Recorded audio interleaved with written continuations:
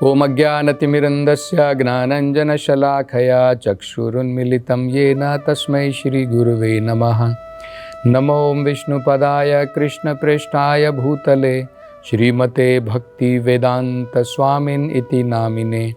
नमस्ते सरस्वते देवे गौरवाणी प्रचारिणे निर्विशेषा शून्यवादी पाश्चात्यदेशतारिणे।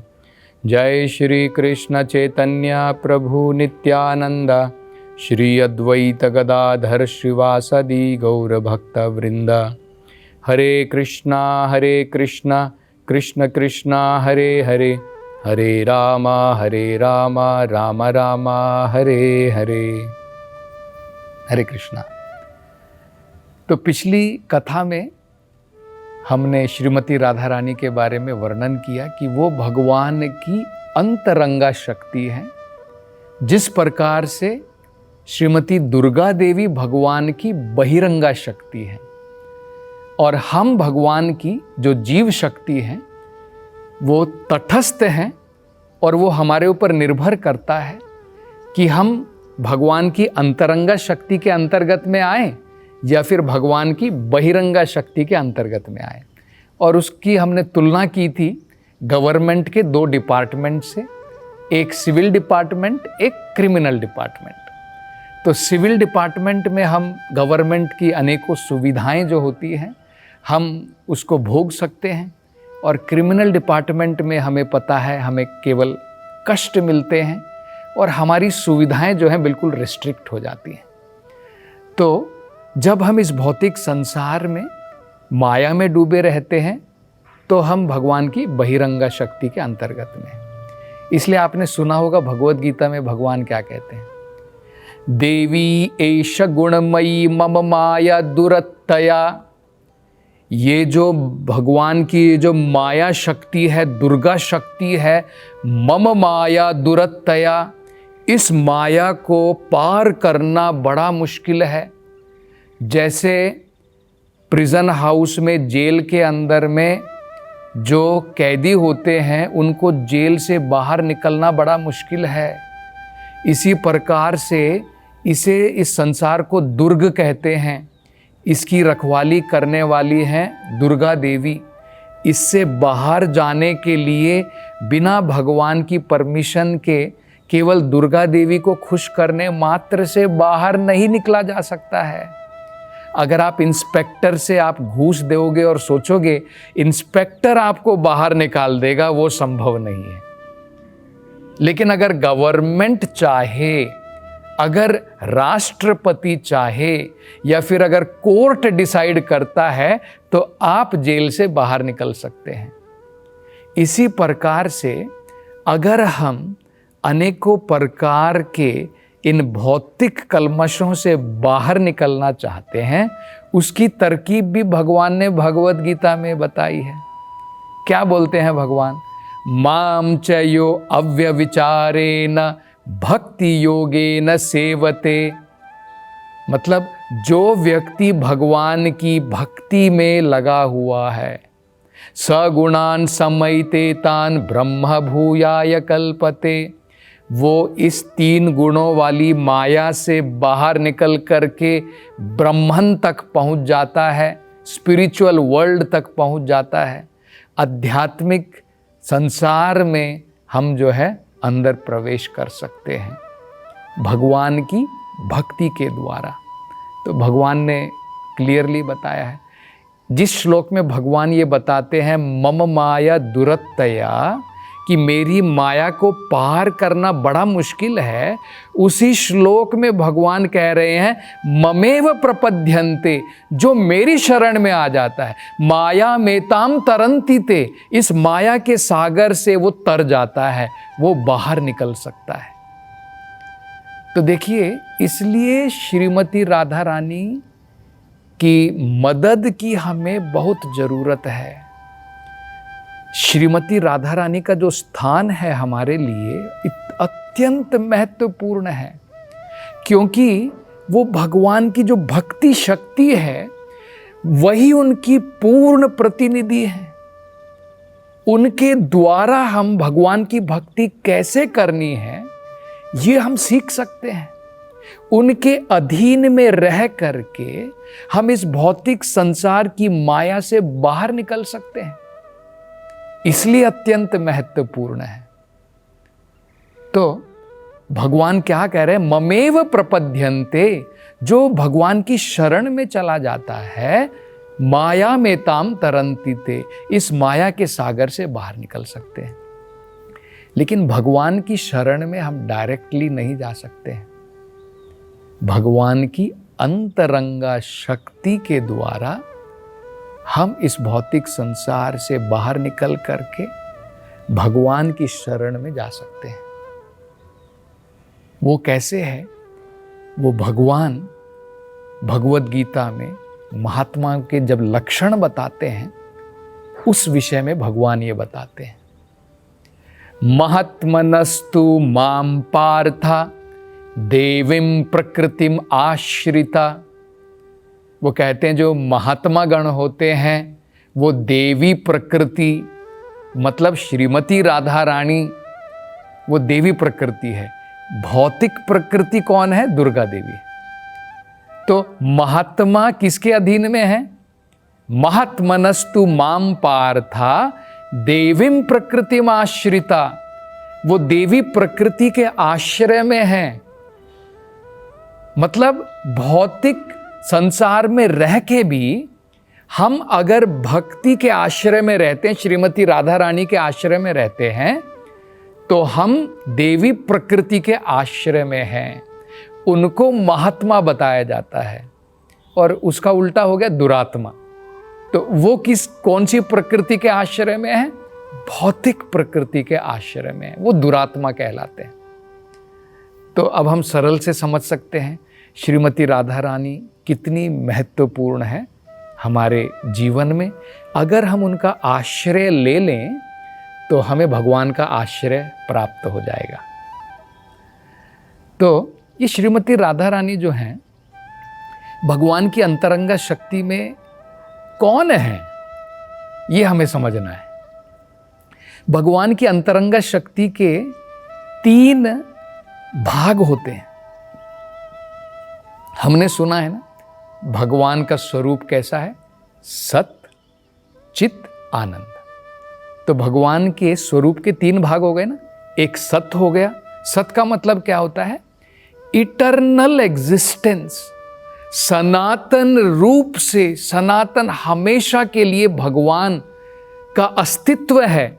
जिस शक्ति के द्वारा भगवान का अस्तित्व इटर्नल होता है, सनातन होता है, उस शक्ति को सनातन शक्ति कहते हैं, सत शक्ति कहते हैं, या संस्कृत में सनंदिनी शक्ति कहते हैं।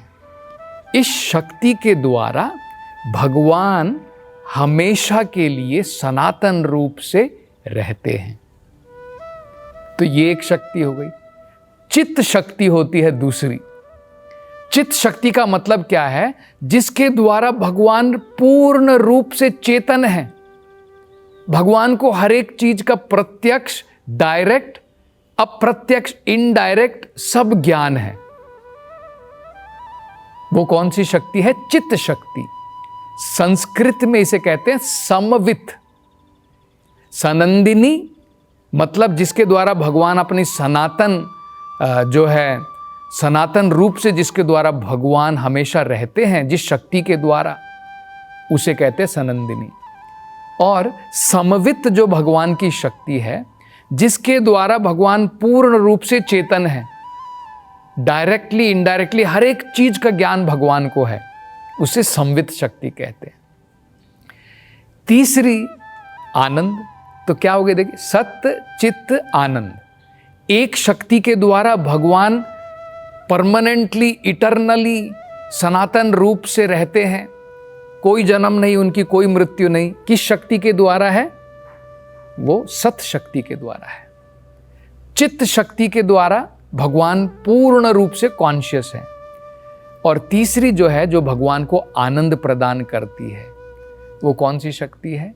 हल्लादिनी शक्ति संस्कृत में कहते हैं। सनंदिनी, समवित, हल्लादिनी। तो ये हल्लादिनी शक्ति जो है श्रीमती राधा रानी है, जो भगवान को आनंद प्रदान करती है। हम आनंद कहाँ ढूंढ रहे हैं? माया में।